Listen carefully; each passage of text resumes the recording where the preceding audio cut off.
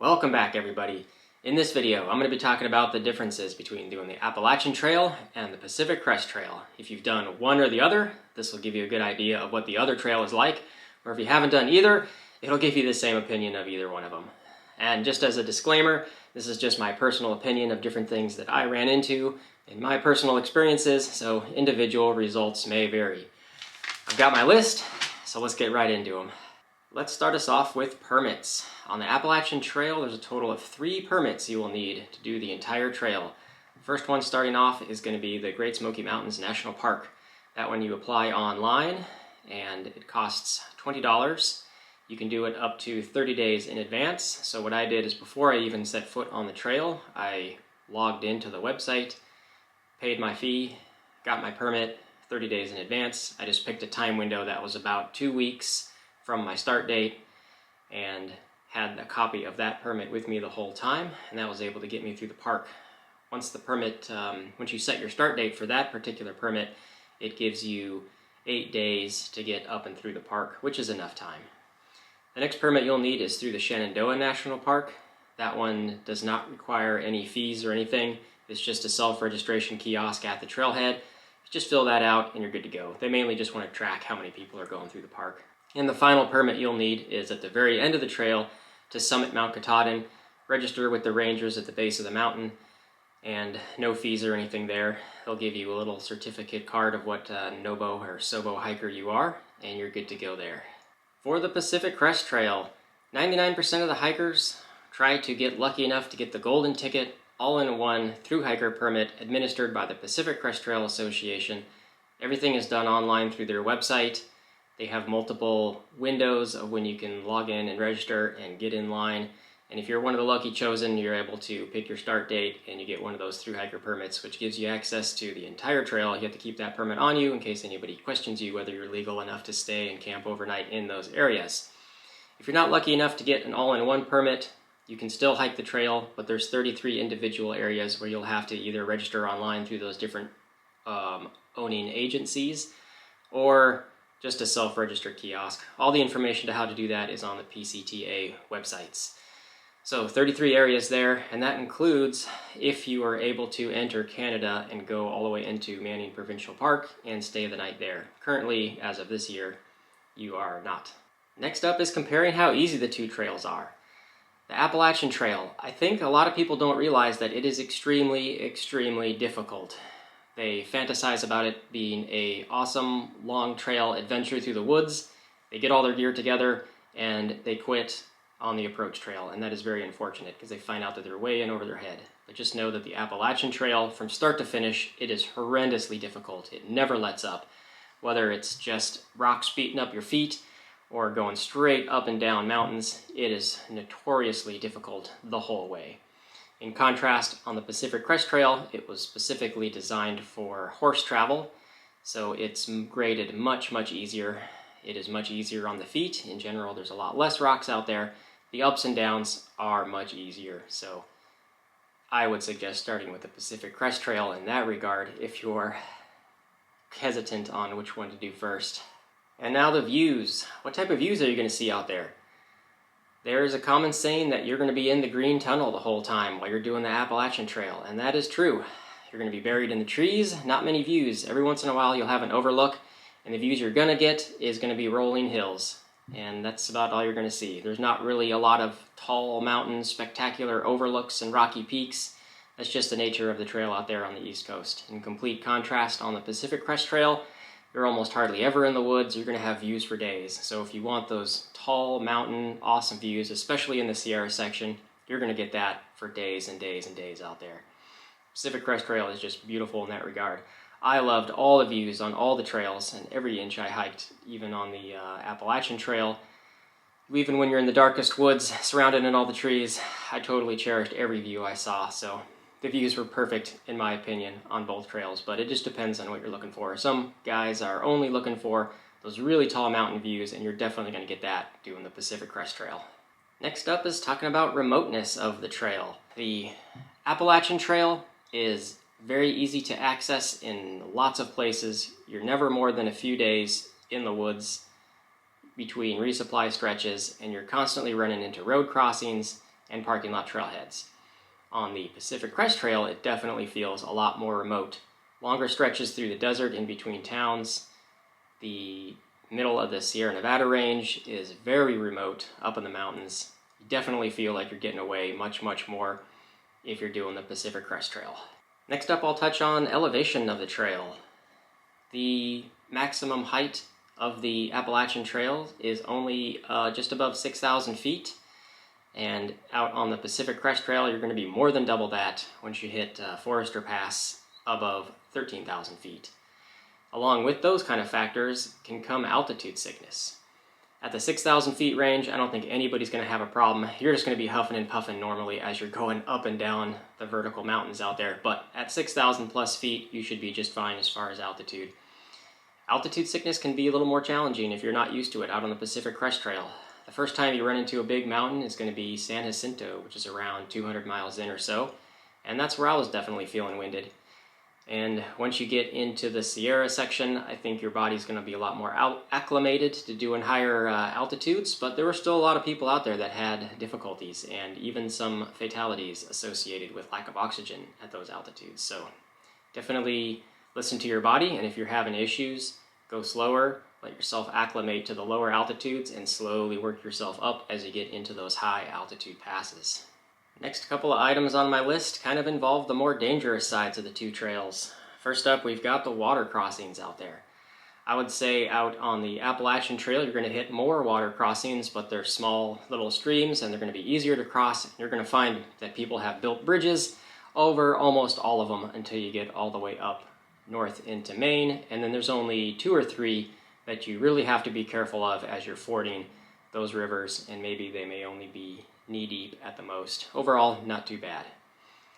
Opposite of that is out on the Pacific Crest Trail. There are fewer water crossings, but the ones that you have to ford can be a little more dangerous, especially as you get up into the Sierra Nevada area and you're dealing with snowmelt as the high winter season ends and you're getting into the springtime going over those mountain passes areas. There are a lot of bridges out there because, again, as they designed the trail for ease of horse travel, so a lot of the more dangerous rivers you won't have to ford. You can go across nice made bridges, but there are still a lot of rivers and streams where you have to hunt around and try to find a safe place to cross, whether you can riskily rock hop it or try to find some downed trees. Presents a little bit of a challenge, but you definitely have to be more careful on the Pacific Crest Trail when doing water crossings.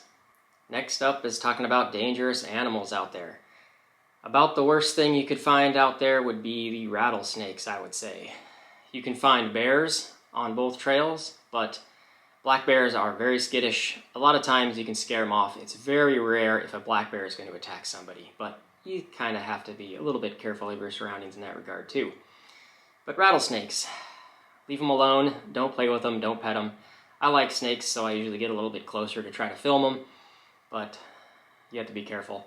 I definitely saw more rattlesnakes out on the Pacific Crest Trail, especially in the desert section, but you can see rattlesnakes all the way up until you get into Washington, and I only ran into a few rattlesnakes out on the East Coast doing the Appalachian Trail, I think mainly around the Smoky Mountain section if I remember. Now let's talk about an animal that bugs the crap out of everybody, being mosquitoes. I definitely saw and ran into more mosquitoes out on the East Coast. I would say the East Coast mosquitoes were 1,000,000 times worse than what I saw out on the Pacific Crest Trail. I've heard stories where a couple people were passing through areas that were maybe a few weeks ahead of me, and they were posting comments in Far Out saying that the mosquitoes were just horrendous, but by the times I got into those areas, the mosquitoes were just gone or a lot less intense. There were very few days out there where I was really bothered by mosquitoes out on the Pacific Crest Trail. And as you may have noticed, only once or twice where you had to wear the bug head net. I wore the bug head net a lot doing the Appalachian Trail, and most of all that was for mosquitoes constantly flying in my face. I got destroyed out on the Appalachian Trail. They were just way worse out there. That was a severe nuisance. Next on my list is the fun times with the weather. Almost opposite between one trail and the other. On the Appalachian Trail, it is notorious for having lots and lots of rain. I think on my timing when I went, I did not run into too much rain. Luckily, only got heavily downpoured on a couple of times. A lot of times I was just lucky where I got into the shelters at night and then right before the rain started. But the Appalachian Trail is definitely notorious for having bad, rainy weather seasons. You're not going to have much snow out there unless you start super early, like in January or February. Just due to the nature of the elevation of the mountains, you're not getting that high, so you're not going to run into too much snow unless you're very early season or very late season. Whereas on the Pacific Crest Trail, you almost never get rained on. I think I got rained on, just lightly rained, only a few times, or some heavy showers at night. There was one night in particular where we got dumped on with some good thunderstorms, but that was about it. And as far as snow, that's about just as unlikely to get snowed on unless you're very late season as you head up north through the Washington section. The only snow you're going to have to deal with is as the Sierra section is melting. So you want to be cognizant of what the winter brings before you step out on the trails, and that may help you decide on when you want to either get a permit, or you may be stuck with a permit that's left over, so you may have to start in March time frame and just hike slow and wait for most of the snow to melt in the Sierra sections when you get there. Along with other environmental factors to deal with is fires. You can have fires to have to avoid out on the Appalachian Trail, but I feel like that's going to be a lot more rare just with all the rain that they get in general. It's a lot more humid, a lot more moist, a lot more rain out on the East Coast. Out on the West Coast, it's going to be a lot drier, a lot less humid, a lot less rain, and a lot more fires. Some fire seasons are worse than others. I know that it was a really bad season in 2021, and it was also a pretty bad fire year when I did it, 2022, and there were a couple of sections I had to skip due to that. So I would say if you're doing the Pacific Crest Trail, it just comes with the territory. You're going to have to deal with fires. There were some really bad fire scares in Northern California that a bunch of hikers were actually caught up in and had to evacuate in the middle of the night. Very scary situations up there, so hopefully that doesn't happen to anybody in the future. Next up is overcrowding and trail populations. I feel that the Appalachian Trail felt more crowded. I think that's just because of ease of access to the trail out there. There's a lot more road crossings, a lot more trailheads, a lot more people in general are out on the East Coast. A lot easier to access all those backwoods trails, and not only is there no total limit on thru hikers that can do the Appalachian Trail, but you've got all the normal day hikers and everybody else that just wants to get out there.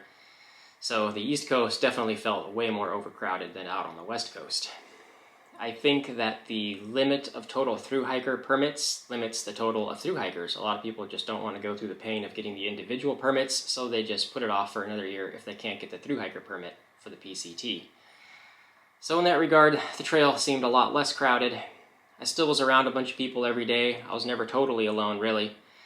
And just from the remoteness of it, a lot less people were out there doing their day hiking, unless you got to the more specific popular areas, such as Glacier Peak area was definitely crowded with some weekend hikers. Going hand in hand with trails being overcrowded comes the increased likelihood of running into weirdos, and I definitely saw my share out there on the trails. I feel like I definitely saw more people that were exhibiting suspicious and odd behavior out on the East Coast than I did out on the West Coast. And I think that comes down to the ease of trail factors. It seemed like a lot more people were kind of living out there on the trail that really weren't out there to be hiking or anything else. And there were definitely some scary individuals that we had to be careful of. One individual only carrying a hammer with them, and another person that was hiking with a machete and exhibiting psychotic behavior. So a little more uneasy running into people out on the East Coast Appalachian Trail than on the Pacific Crest Trail. I don't think I ran into really anybody of note that was kind of a weirdo out on the Pacific Crest Trail, so I feel like it was safer in that regard for the people factor. And since we're talking about running into people, on the good side of that is running into trail magic. The Appalachian Trail, I think, is usually more notorious for having more often and better trail magic, being more of a popular trail. But because I started the Appalachian Trail more late season, I didn't run into that much trail magic at the beginning of the trail until I got much further into it and started to catch up with the bubble. Then I saw more and more of that. Out on the Pacific Crest Trail, I feel like I started right in the middle of the hiker season, and I saw a good frequency of running into trail magic. So as I was keeping a record of how much I ran into, I actually had more hits of trail magic when I did the Pacific Crest Trail, which I think is usually more unusual. So that all just kind of depends on when you start for how much of that you're going to run into. But for me, it was more on the Pacific Crest Trail. Next up is getting into towns. Everything is way easier and way more accessible out on the Appalachian Trail. The trail, over the years, didn't used to run into all the towns, and it's been constantly modified and rerouted over the years, and the original Appalachian Trail as laid out in the 30s doesn't really exist anymore. So for that reason, it is way easier to get right into the towns. The trail has been specifically rerouted just to bring in the hikers, bring in the tourism, bring in the money, going right into the towns, which makes it super convenient. A lot of the hostels are there, and you can go right into the grocery stores that you need in that regard. Out on the Pacific Crest Trail, though, you come to a road crossing and the nearest town may be 10, 20, 30 miles away, so you're going to have to rely on hitchhiking or trying to set up rides through Uber or Trail Angels through different Facebook groups. It's doable. I never found an issue with getting a ride on the Pacific Crest Trail getting into towns. It just makes it a little more of a hassle, and it takes a little bit of time to do that, but it's not that big of a deal, and you don't need to worry about getting that accomplished. And also in regards to getting into towns, knocking out your resupply run. I found it to be easier to do the resupplies out on the East Coast. With the ease of walking right into the towns, it seems like there was a lot more Dollar Generals or other type of big markets, supermarkets, grocery stores you could get right into and get your resupplies knocked out. I think in general things are also cheaper in that regard too, which also made it easier. Out on the West Coast doing the Pacific Crest Trail, a lot of the towns I think were smaller on average that you were able to get into, so not so much of the quick and easy Dollar Generals. You're kind of stuck with the smaller general stores in that town, and the prices of your resupplies were going to go up. A lot of people would get into a town if they found a nice big store and package a couple of days worth of resupply and mail that ahead of themselves.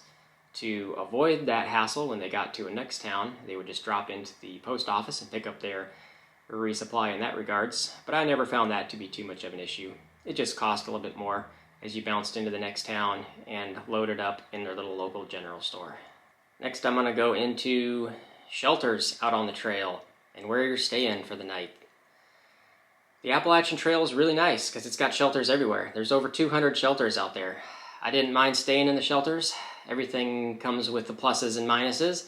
You get out of the weather, but you're also exposed to the rodents. They're all notoriously occupied with rodent infestations, and I would say every single shelter out there has some type of rodents. Once you get further north, you're going to see more chipmunks as opposed to mice, which is kind of nicer, and they're not as aggressive, but chipmunks can still get into your stuff and eat your food. You just have to be careful. And around the shelters, there's usually always water access and plenty of tenting, so you can fit a good number of people at all the tent sites, so that's nice. Out on the Pacific Crest Trail, there's almost no shelters. You're going to be wild camping, and sometimes you get to a nice spot by the one stream that's out there, and you may not have enough space to fit everybody, especially if a large tramway of 8 to 10 people have got there ahead of you. But I found it to be just as fun camping in my tent every night. I didn't mind not having shelters on the Pacific Crest Trail. It all worked out just as good. Next up is accommodations when you get into town.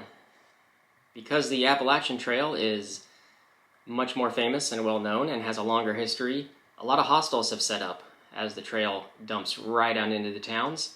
So it's really cool, really easy, right off trail. You just walk right into town, right into a hostel. I think hostels are a lot of fun. They've all got their own quirky, cool feel atmosphere to it, and they're nice and cheap. $10 maybe all you need to spend to pitch your tent on the yard, or maybe $20 to stay in the bunkhouse, and they've all got shower and laundry facilities for the most part, so they're pretty easy. Out on the Pacific Crest Trail, there's just not a lot of hostels. There may only be less than 5 throughout the entire duration of the trail. So a lot of times when you get into a town, you're going to have a harder time if you're trying to work off of a budget to find a cheap place to sleep. Even the cheapest motels out there are going to be more expensive than what you're used to just being out on the West Coast in general. And along the lines of cost brings us into our last item, The total cost of doing the trip. I never kept a record of how much exactly I spent, only a rough idea off the top of my head. I think on the Appalachian Trail I spent somewhere around $6,000, $7,000 maybe at the most. It's hard to say. And I definitely spent more money out on the West Coast doing the Pacific Crest Trail. Probably twice as much. Everything's going to be more expensive out there. The hotel stays, the resupply runs, it's just going to cost more. So I think I probably spent double the amount at least, maybe upwards $12,000, $13,000, $14,000 just to do the Pacific Crest Trail. So I would say whatever your budget is, one trail is going to cost maybe double as much as the other one. West Coast definitely being more expensive. And that wraps up my list of the main differences that I could think of between doing the Appalachian Trail and the Pacific Crest Trail. I hope that helped out. I hope you got some good information out of it. If you want me to talk about anything else in that regard, let me know down in the comments below, and I'll try to answer to the best of my ability. Thanks for watching. I'll see you in my next video.